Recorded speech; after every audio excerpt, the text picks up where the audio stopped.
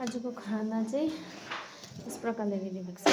यो चाहिँ माम है चाहिँ हामीले बनाएको है मिलेर भनौँ न। सब्जी मिक्स भेज र यो चाहिँ इस्कुसको ग्रेभी है एकदमै दामी मिठो भएको छ।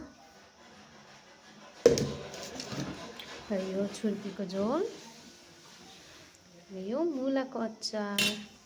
आजको डिसहरू चाहिँ रेडी भइसकेको छ है।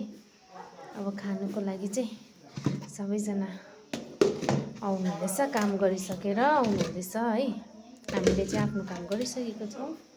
सो तपाईँलाई अहिले देखाउने छु। यो चाहिँ गुरु साहबको घरमा हो।